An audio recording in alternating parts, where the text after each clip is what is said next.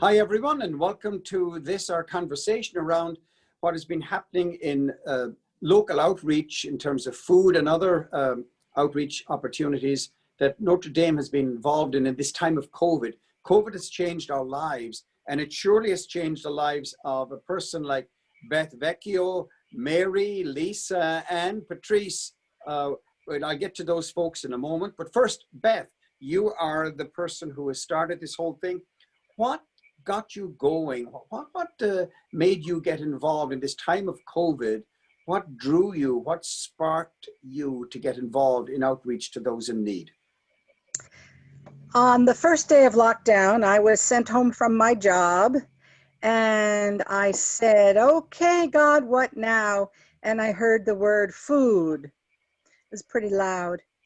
I had always been very interested in the statistics in America regarding food waste and programs all over the country regarding food rescue. So I thought, well, here's an opportunity. Let me see if we can rescue some food and give it to people who are certainly going to need it. And as we came to know, they certainly did need it. I didn't know exactly where to start, but things opened up right away. The people at the bakery in Cedar Knolls were overwhelmingly enthusiastic about having their bagels at the end of each day go to feed hungry people rather than in the trash can. And one by one, the other people who are our partners now, who give to us every day or every week or whatever it is, which include the 7-Eleven in Cedar Knolls and Nothing Bundt Cakes and Walmart, just to name a few, also Anthony and Sons, and I think we might speak to that a little later too. They're very happy to be giving their food in this way. That's how we got started. Good. And so you've mentioned many people who have helped you in providing the food given to serve others. How have the people you've served been impacted by the food rescue and the efforts that you're undertaking? We began to serve agencies, knowing that we weren't a food establishment ourselves, and we didn't necessarily have direct contact with the people who had their hands out. It seemed very logical to use agencies who were already in the process. We knew about Interfaith Food Pantry, and initially that was our main servicer. We were receiving donations from the church people, and we simply brought those to the Interfaith Food Pantry, which at the time was receiving absolutely no food from anywhere else. They were having to buy their food then because the churches were closed, and that was their main source of food from parishioners.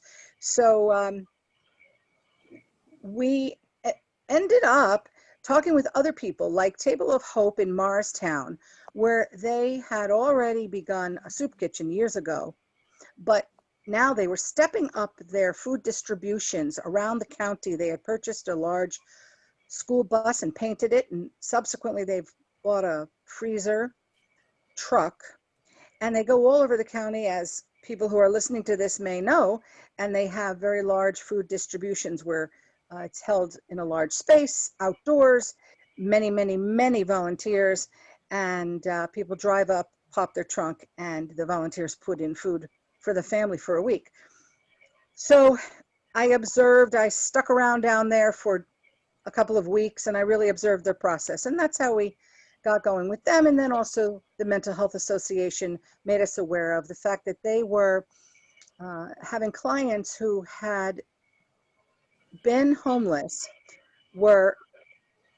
had been recently housed in rooming situations with a program that gave them 2 square meals a day, but with COVID, their square meals went away. So they were starving.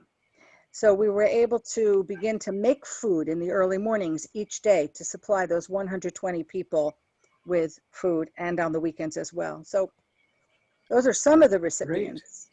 And so we have here with us Patrice Barry, Mary McGovern, and Lisa Vecchio. They're being key people working with you Beth. And so I'd like to turn to them for a moment. How did you become involved in this, and what has it meant to you to be involved in this kind of ministry? So Mary, can you begin there and say, how did you get stuck in on this stuff? I dropped my clothes off at the first clothing drive that we had. And I saw the piles there, and I pulled up to someone and I said, are you going to need help putting those in the truck? And they said, yes, come back in a half hour. So I went back in a half hour, and I've been in ever since. Wow. I remember that day when, in that opening period, when there must have been 300 cars dropped by, and there were clothes all over the place. It was an amazing sight. So Lisa, what about you? What got you going with this? I know it's a family thing, so you probably had to say yes, right? I wanted to say yes. God bless you. Yes. So Anthony and Sons in Second Sunday is where Luke works, and so Luke made the application to his boss if he could take that bread that wasn't going to be thrown out and package it up and give it to the people that Beth was distributing to. So we've been doing that since March. I go up every night. I pick up the bread. I bring it back to our house, and the kids and I and Beth, we package it and get it ready for distribution. So that's how I got involved. Yes, and I must confess, being here in the parish center, speaking of breads, you feel like you're in a bakery. This wonderful smell of fresh bread is all over the place. I love it. So Patrice, what about you? How have you become engaged in this, and what drew you to it? I think it's something that Christina had emailed an update, and Beth had put what she was doing, and that she was picking up food and distributing food. So I just sent her a text and asked her if there was anything I can do to help her, because like others, we were all sitting at home. And so she started and said that picking up the bagels, I started doing that. And yes, the aroma in my car when we pick up those bagels, it's amazing. But so, and then I started working closer with Beth in the details of who was picking up the bagels and who was packaging the bagels. And slowly but surely over the weeks and the months, I took over as the lead to take a little bit away from Beth, because she has so many, like I call it, the branches. She has so many branches of this ministry.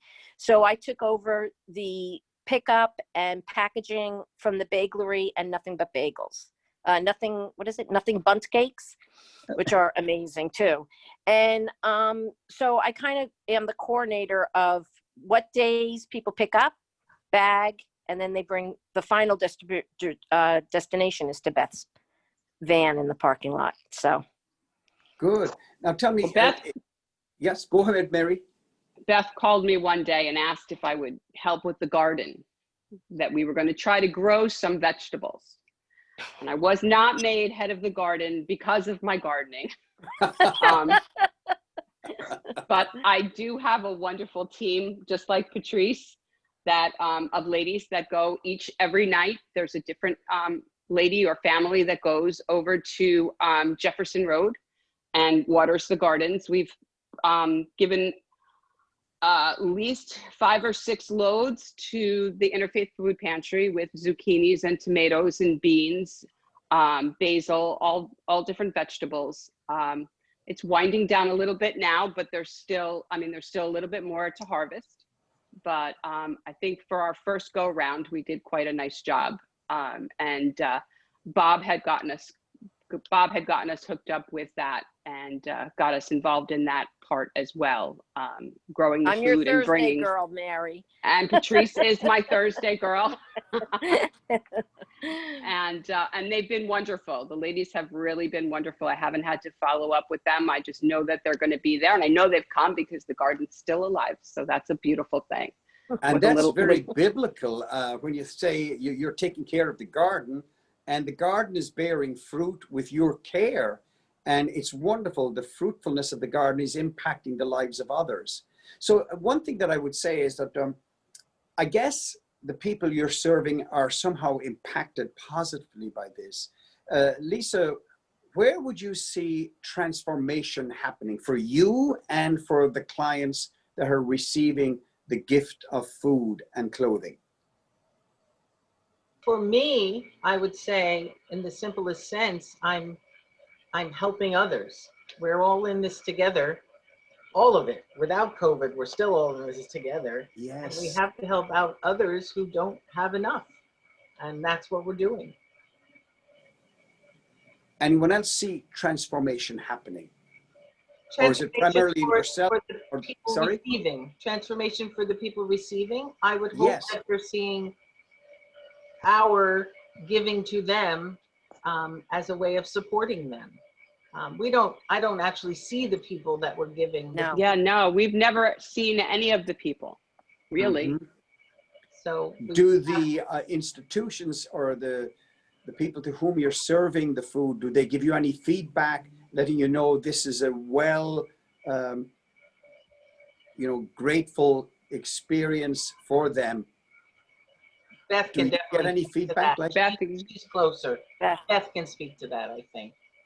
Every morning when the food is delivered to the Mental Health Association in Parsippany, to the 5 social workers who then fan out to the 5 boarding homes in Passaic, Essex, and Morris, where the clients are who are being served, every morning they squeal with glee. Now, it's going on 6 months. So for them to still be squealing with glee every morning when we bring them the food and they say, oh, they're really going to like this particular thing, and they point to some fun, sweet thing that we got from somewhere.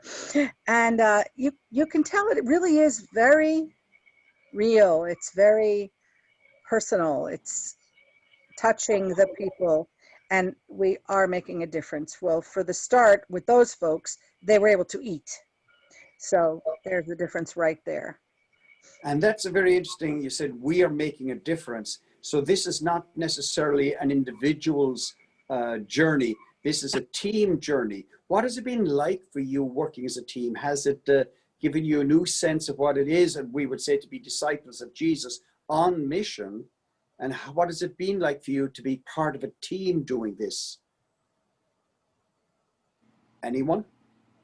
Well, I can say, Father, that the food rescue part of it, I have 11 volunteers that work with Beth and I, and they are so receptive to anything I ask. You know, if you can pick up bags, if you can do it, you know, because sometimes it's bagged individually, the bagels. Sometimes they're bagged 5 in a bag, in a gallon bag. So there's a lot of changes because it's whoever we're serving for that particular day. And I'm telling you, everyone is so wonderful. They're so receptive to it. And they also are available for other days, because sometimes someone, like we've had doctor's appointments and someone on vacation. So the 11 folks that we work with, they're really, really involved, and they're loving it. It's a small part they're doing, but it's really making a difference. Wonderful. And what in making that difference, it means that you're impacting the lives of others in a very positive way. And as members of the Church of Notre Dame of Mount Carmel, we, as some people will know, we're in a path of renewal that is sending us out on mission. And if ever there's a group that's out on mission, it's the group that you're representing right now. And what has been the impact for you personally, being involved together, sharing good news, sharing life with others? What's the impact on you? I'll go first, because Mary and I have seen each other. Our kids have gone to school together and in this same church, and I'll be 30 years a parishioner this September. And there are so many parishioners that I don't know their names. I know their faces, like I knew Mary's face, but I had never met her. So I am meeting other parishioners, and it's really awesome after 30 years to still be meeting new people. Yeah, it's great. Yeah, putting names with faces and faces with the names. Exactly. Yeah, I've seen Patrice's face, and I've heard her name, but I didn't know. And bringing people in that maybe weren't as involved before, and just giving them something that they were comfortable doing. Going to water the garden, and some days it was very hot. That garden is one of the warmest places in Hanover Township. But they were always willing to go. So just bringing people in together with a common goal was, really worthwhile to me. And Lisa, you mentioned a minute ago how it's your family, I guess, was involved. Has it impacted you as a parent and your family? Absolutely. I feel like I want to lead my children by example. And if they see me doing for others, they're going to want to grow up to be adults who want to do for others. And they've done it already in this ministry, bagging the bread with their Aunt Beth every night in the garage. Yeah. Leading by example there, that's wonderful. So if you were to, obviously this will be going out to the parish, what would you say to each of you, and we'll leave the final say to Beth, but what would you like to say to the people of Notre Dame and whoever may be watching this? What would you encourage them to do and to become involved in? Well, I could say if they wanted to help out with the food rescue ministry, it doesn't take a lot of your time. It's an hour to 2 hours once a week. And it just makes you feel so good. You know, the old adage, you do for others and it just makes you feel good. So if anybody wanted to do that, it's simple. You pick up the bagels, you take them home, or sometimes you just drop them off at someone else and that's it. 20 minutes, you're done. So everyone can have a little part of this ministry. Great. Mary? Like Patrice said, it doesn't have to be a big part. It doesn't, baby steps. Some people just need baby steps. Just Right. reach out and we'll find a job that you're comfortable with. Wonderful. And what advice, Lisa, would you offer? That every little bit helps. Absolutely. Yeah. Good. And we'll have to leave the final word with the person who is driving this wonderful outreach on the part of you and the people of Notre Dame. But before I ask you to conclude, Beth, I wonder, I have to ask this question. How many of you, I'm just thinking myself, because I have been given some of this beautiful bread by Beth. How many of you have taken some of this home for yourself? Because the smells of the bread are so wonderful. I'm sure you've stuck 1 or 2 in your pocket, right? Has that been Sure. the case? Those bagels are awesome.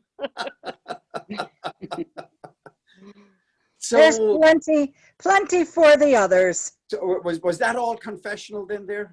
There you go. We'll all admit it. I do want to say though, Father, the people at the baglery, they're thanking me all the time. They are so appreciative that we are doing something so awesome with the bagels. Because I'll tell you, in the months that we've been doing this, one day they didn't get picked up and they were so upset. What happened? Nobody came. We had to throw them away. They were devastated. So they are very appreciative that we're doing this. And it's all because of Beth. She's just amazing. So Beth, you have the final word here in this little journey down serving others in the name of our faith and God and Christ. And, what would you say to the people watching? It's the most enjoyable feeling to feed people who I will never see. I think of them all the time. I dream of them. I wake up thinking about them, what they're going to eat for today. When we make the sandwiches in the kitchen, we talk about, are we giving them enough peanut butter on each slice of bread? Will they be full enough? There's nothing more gratifying than helping someone you're never going to see. And I think that I want everyone to know that they're welcome on board. We have a lot to do. We still have a lot to do. When COVID is over, we're still going to have a ministry. So there will always be poor. Please join us and we'll find a good spot for you, one that you enjoy and where you can feel fulfilled. I'm reminded of a meditation I was involved in there a couple of days ago by Father Gabriel, a book, Divine Intimacy. And he had this wonderful line and sentiment in it, and it means a lot, I think, to me, but it reflects, I think, what all of you are doing. Beth, when you mentioned you feed people that you'll never see, and there's a great joy in that. And he said the following: God, present in our neighbor, awaits the delicacy of our love shown them. I suggest that all of you and all your volunteers have shown the delicacy of your love to others, all because they're created in the image of God. And God awaits in them your visit and your sharing of bread. We thank you for all the good work you've done, and long may we be in outreach to those in need. So bless you for all you've done, and bless all the other people that are working with you. Thank you, and I hope everyone watching in here will be inspired to again recognize that God indeed is present in other people, in our neighbors, and he is awaiting the delicacy of your love to impact their lives and bring hope to them in their time of need. So bless everyone. Have a blessed day. And if you have any questions, I guess, about this ministry, please don't hesitate to call us at Notre Dame of Mount Carmel, and we will direct you to the director in general, Beth Vecchio. Thank you, everyone. Thanks, Mary. Thanks, Lisa. And thanks, Patrice. God bless Thank you all. Father. Bye, Thanks, Father. Father. Bye, Father. Take care. Bye-bye. Bye, everyone.